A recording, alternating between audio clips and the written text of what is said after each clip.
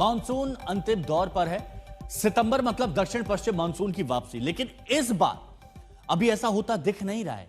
उत्तर भारत में लगातार मूसलाधार प्रहार जारी है। दिल्ली, जम्मू कश्मीर, हिमाचल, पंजाब मानसून के मूसलाधार प्रहार से कराह रहे हैं। राजधानी दिल्ली में यमुना खतरे के निशान से बहुत ऊपर बह रही है। सबसे बुरे हालात हिमाचल और पंजाब के हैं। ये चार तस्वीरें आपको दिखा रहे हैं अलग अलग राज्यों की। 23 जिलों में सैलाब है। 23 जिलों में सैलाब। पंजाब की बात कर रहे हैं, आपदा राज्य घोषित कर दिया गया है।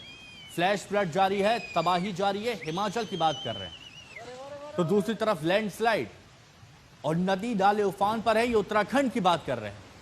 और यहां पर शुरुआत करेंगे, शुरुआत जम्मू कश्मीर से। जम्मू कश्मीर के डोडा में भारी बारिश के बाद पहाड़ टूट गया और एक नहीं बल्कि कई जगहों पर कुछ ऐसी ही घटनाएं घटी हैं, जैसा कि आप यहां पर तस्वीरों में देख रहे हैं। डोडा में 2 जगहों पर पहाड़ दरके हैं और गनीमत यह रही कि इसमें कोई हताहत नहीं हुआ। ये जम्मू कश्मीर के डोडा के हालात हैं। ये हालात देखिए कि पहाड़ का पहाड़, पूरा पहाड़ तरक के अचानक से गिर जाता है। और सोचिए कितना नुकसान हुआ होगा और जितना मलबा पहाड़ का सड़कों पर आया है, इसको हटाने में कितना वक्त लगेगा। एक बड़ा पहाड़ पूरा चकनाचूर होकर, ढेर होकर नीचे की ओर आता है। अब सोचिए ये पहाड़ का मलबा जब नीचे इलाकों में आ रहा होगा तो नीचे कितनी तबाही लाया होगा। ये डोडा जम्मू कश्मीर की एक और तस्वीर आपको दिखा रहे हैं। ये मुख्य मार्ग सड़क पर ये पहाड़ बरबरा कर गिर जाता है। सोचिए अगर यहां पर कोई गाड़ी निकल रही होती तो उसका क्या हाल होता। ये अच्छी बात है कि ये दोनों ही लैंडस्लाइड जो तस्वीरें आप देख रहे हैं, एक ये और उससे दूसरी वाली जो सड़क पर आई, उसमें कोई हताहत नहीं हुआ क्योंकि उस वक्त वहां पर कोई मौजूद नहीं था, वरना बहुत बड़ा नुकसान हो सकता था। आसमान से मुसीबत बरस रही है, कुछ बारिश की तरह, कुछ पहाड़ों की तरह।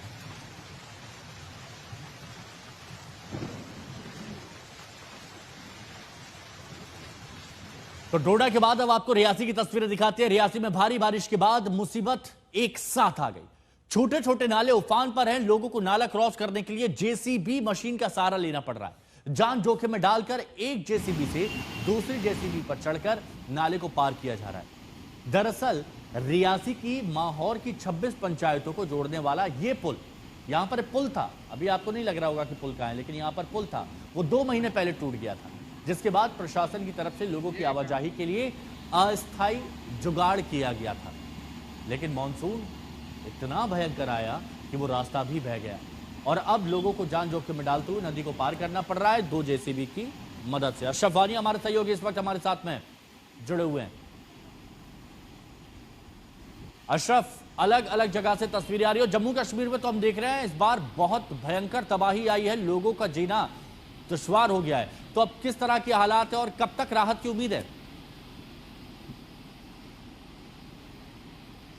फिलहाल तो राहत की उम्मीद नहीं है हिमांशु, लेकिन मैं आपको यहाँ की तस्वीरें दिखाना चाहता हूँ। ये जहलिम नदी है श्रीनगर की, जो पूरे कश्मीर में उत्तर से जो है दक्षिण से उत्तर तक जो है बहती है, पूरे कश्मीर को चीरते हुए जाती है। इसमें पानी का स्तर लगातार रात से बढ़ रहा है।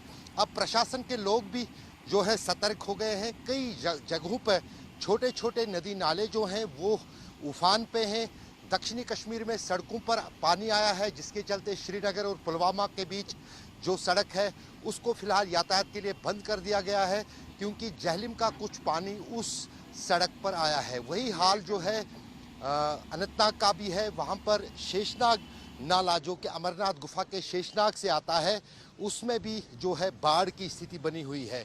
लगातार कल शाम से, कल करीब 6 बजे ये बारिशें शुरू हुई थी और रुकने का नाम नहीं ले रही हैं।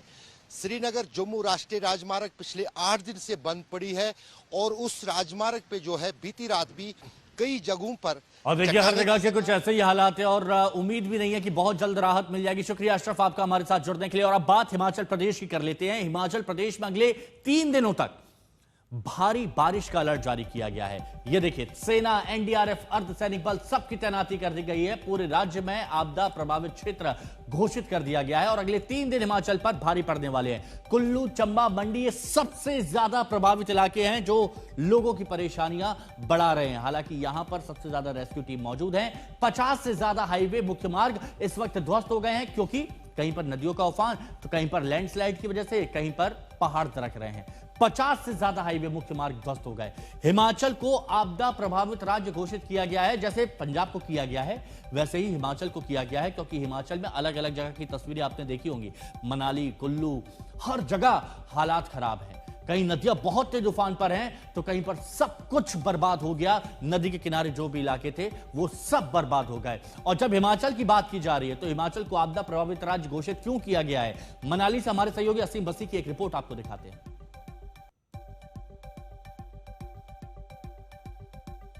लगातार हो रही बारिश ने मनाली में हालात नाजुक बना दिए हैं। आप देखें कि लगातार बारिश हो रही है और ब्यास किस तरह उफान पर है। बिल्कुल ब्यास के ऊपर जो एक ब्रिज बना है वहां पर हैं और मैं आपको बता दूं कि यहां पर पानी बहुत कम था, लेकिन अब दोबारा जो है, क्योंकि 48 घंटे से जो बारिश हो रही है उसकी वजह से जो पानी है वो बढ़ गया है। लगातार इसका स्तर बढ़ रहा है और आसपास के जो घर हैं, दुकानें हैं, उनको खतरा बना हुआ है। और इस तरफ एक इंटरेस्टिंग, एक बड़ी तस्वीर है, क्योंकि आप देख सकते हैं कि पानी की मार कितनी है।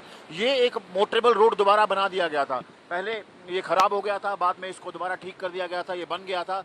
लेकिन अब जो कल से बारिश हो रही है उसने दोबारा भानू पुल के इस ब्रिज को तोड़ दिया है। तो उधर का जो एरिया है, चाहे कॉटेजेस हैं, कैफेज हैं, होटल्स हैं, सब वहाँ आइसोलेट हो गए हैं। आप देख सकते हैं कि ये पिछले 24 घंटे के अंदर ही टूटा है। ये बन चुका था, लेकिन ये पिछले 24 घंटे के अंदर पानी ने इसको दोबारा तोड़ दिया है। ये भानू पुल है मनाली का, जिसको कि पानी की मार लगी है और दोबारा आप देख सकते हैं ये फ्लड्स कितने दोबारा आए हैं कि ये पुल का एक हिस्सा ही तोड़ दिया है।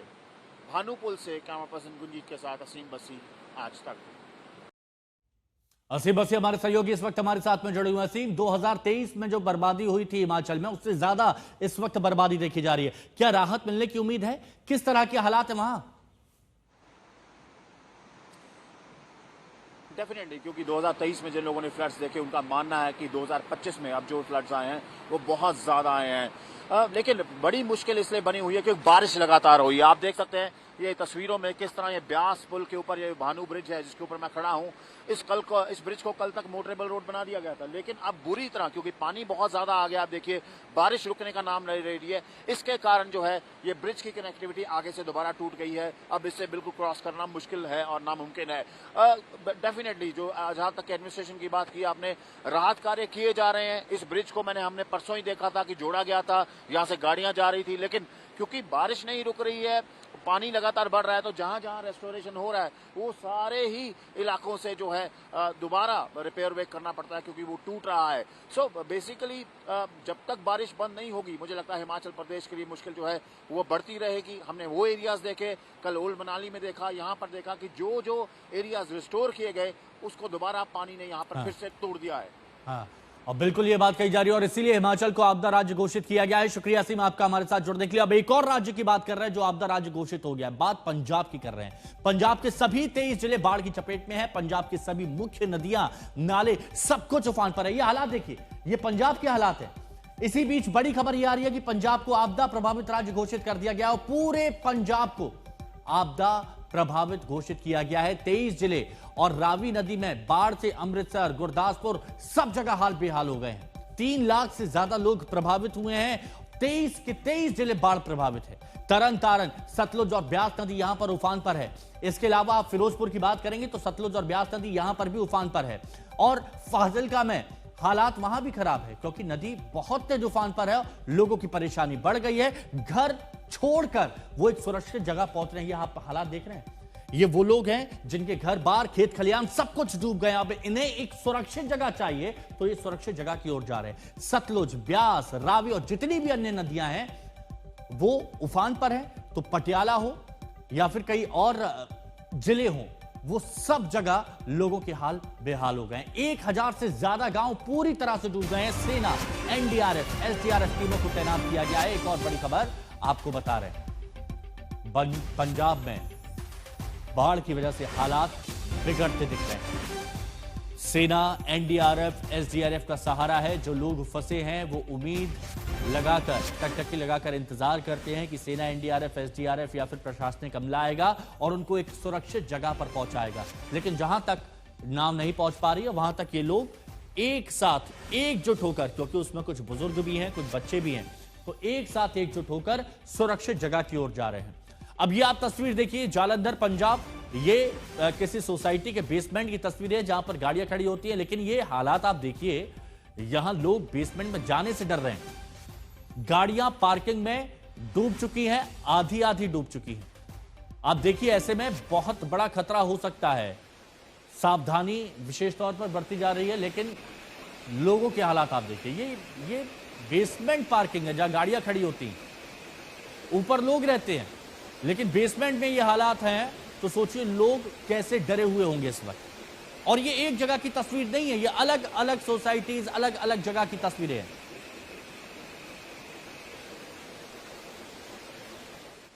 पंजाब में ही है फिरोजपुर, और फिरोजपुर इन जिलों में शामिल है जहां बाढ़ ने तबाही मचाई है, बहुत भयंकर तबाही मचाई है। सीएम भगवंत मान भी यहां पर गए थे, और हमारे सहयोगी अमन भारद्वाज ने एक रिपोर्ट तैयार की है, वो रिपोर्ट हम आपको दिखाते हैं। फिरोजपुर का गट्टी राजो के गांव है जहां पर कल मुख्यमंत्री आए थे। आज लोगों के पास बोट आपको नजर आ रही है, हालांकि मोटर बोट नहीं है, और यहां पर मेडिकल कैंप भी लगाया गया है। लोग इसी बोट के जरिए सुबह दूध लेकर आए, और जो दूध ये बेचते हैं यहाँ पर, वो इन्होंने आगे आकर यहाँ पर दिया, और अब यहाँ से राशन या जो जरूरी सामग्री है वो यहाँ से लेकर जा रहे हैं। अब ये क्या क्या सामान लेकर आए थे और क्या क्या लेकर राशन है जी, लेकर क्या आए थे आप? आटा उटा है जी। अच्छा, वो लेकर जा रहे हैं। हाँ जी, वो लेते जा रहे हैं। खान खून कोई शय नहीं मिल रही। कौन सा गाँव? ये टेंटी वाला जी। भिंडी वाला लेकर हाँ जी, और इसमें आप दूध लेकर आए थे? दूध लेते, आटा, दाने। लेकर जो आए थे हाँ जी, ये तो दूध लेते आए ना। वो यहाँ पर हाँ जी, बेचने वास्ते।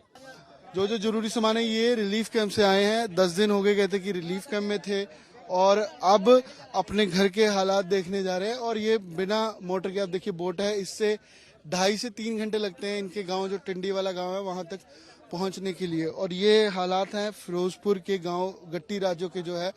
और यहाँ पर अभी भी 18 से 20 गांव हैं जिनका कनेक्शन कटा हुआ है, और आवाजाही का एकमात्र सहारा है ये बोट। हालांकि पंजाब के पूरे अगर बात की जाए तो जितने बॉर्डर डिस्ट्रिक्ट हैं, अब तो हालांकि 23 के 23 डिस्ट्रिक्ट प्रभावित हैं, लेकिन जो बॉर्डर जिले हैं वहां पर मार अब भी सबसे ज्यादा है। आज भी भाखड़ा बांध 2 फीट दूर रह गया है खतरे के निशान से। 1680 फीट का लेवल है भाखड़ा बांध का, तो वो भी 1678 के आसपास पहुंच चुका है। और निचले इलाकों में लोगों को इत्तला की गई है कि सतलुज के किनारे पानी बढ़ सकता है, खतरा है। कुछ गांवों को खाली भी करवाया गया, और ये भी सतलुज का ही पानी है जो यहाँ तक पहुँचता है। लेकिन बीच में कई बैरेजेस हैं, हरीके जैसे हरीके है, वहाँ पर ब्यास और सतलुज एक साथ मिलती है, वहाँ पर पानी रोक कर फिर छोड़ा जाता है। वहाँ से भी आज 3,22,000 क्यूसिक पानी छोड़ा जा रहा है। तो ये चिंता आने वाले दिनों में बड़ी जरूर है। और हालात आप देखिए कि ये मात्र एक सहारा है जिसके जरिए लोग आ जा रहे हैं। रिलीफ कैंप है भी, लेकिन घर की चिंता रिलीफ कैंप में रहने नहीं देती। कैमरा पर्सन अमन गुप्ता साथ अमन भारद्वाज, फिरोजपुर, आज तक। तो आप समझ रहे हैं कितनी परेशानी हो रही है। एक नाव से 2.5 घंटे का सफर तय करते हुए राशन का छोटा मोटा सामान अपने गांव तक पहुंचाया जाता है, और उसके बाद फिर आया जाता है, यानी 5 घंटे का सफर तय किया जाता है। और यह सिर्फ एक जगह के हालात नहीं है। अजनाला से हमारी सहयोगी नवजोत रंधावा की एक और रिपोर्ट आपको दिखाते हैं। तो देखिए, हम आपको ना एक ऐसे ही गांव गग्गोमाल के एक डेरे में ले आए हैं जहां पर एक परिवार ने किस तरीके से ये पूरा समय बिताया है। उससे पहले परिवार से बात करें, उससे पहले जरा ये तस्वीर दिखाइए। तस्वीर में आप देख सकते हैं जहां आपकी नजर जाएगी, हालांकि पानी काफी हद तक इस वक्त सूख चुका है, कम हो चुका है, लेकिन बारिश का मौसम है और कहीं ना कहीं मन में डर ये भी है कि दोबारा से वो स्थिति ना आ जाए। ये पूरा इलाका एक तरीके से दरिया में तब्दील था। इसके ठीक सामने जितने इलाके हैं सभी घर डूबे हुए थे। ये एक डेरा है जहाँ के परिवार के लोगों ने ये ठाना कि वो लोग नहीं जाएंगे घर छोड़कर। आप सब लोग जरा इधर आ जाइए। परिवार में महिलाएं हैं, बुजुर्ग हैं। पहले आपसे जानना चाहूंगी, ये बताइए कि कितने दिन तक आप लोग यहाँ पर रहे? मैम आज 4 दिन हो गए हैं, आज चौथा दिन है। अच्छा, ये इस टेंट में रहते थे? आप लोग इधर आ जाइए। ये इस टेंट में रहते थे, और ये छोटा सा तिरपाल वाला टेंट जिसमें कितनी मंजी यहाँ पर आ सकती है? ਕਿੱਥੇ ਅਸੀਂ ਜੀ ਆਪਣਾ ਕਰੀਬ 8 ਜਣੇ ਰਹਿੰਦੇ ਰਹੇ ਆ। 8 लोग सिर्फ इस मंजी पे। आप लोग कैसे गुजारा करते थे, सोना जागना कैसे? ਵੈਸੇ ਆ ਉਧਰ ਔਰ ਵੀ ਉਧਰ ਦੂਸਰੀ ਸਾਈਡ ਹੋਰ ਵੀ ਮੰਜੀਆਂ ਅਸੀਂ ਮਤਲਬ ਰੱਖ ਲੈਂਦੇ ਰਹੇ ਆ। ਹੁਣ ਹਵਾ ਨਾਲ ਸਾਰਾ ਥੋੜਾ ਜਿਹਾ ਉੱਡ ਗਿਆ ਨਾ, ਉੱਪਰੋਂ ਤਰਪਾਲ ਜਿਹੜੀ ਆ ਉਹ ਉੱਡ ਗਈ ਆ। ठीक है, यहाँ पे टेंट बनाया था। पानी कहाँ तक आ गया था आपके घर में? पानी इधर अपने वेड़े तक आ गया सारा।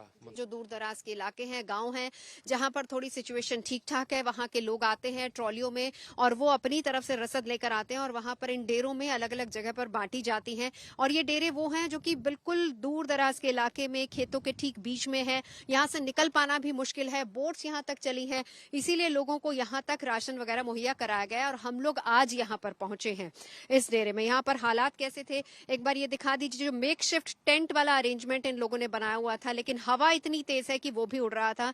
अंदाजा लगा सकते हैं कितना मुश्किल रहा होगा ये समय। हालांकि बारिश का मौसम अभी भी है, मन में कहीं ना कहीं डर ये रहता है। और तस्वीरें आप देख ही सकते हैं किस तरीके से अभी भी सभी फसलें पानी पानी। जो नुकसान हुआ उसका आंकलन फिलहाल बाद में लगाया जाएगा, लेकिन अभी फिलहाल खुद को संभालने की जरूरत है।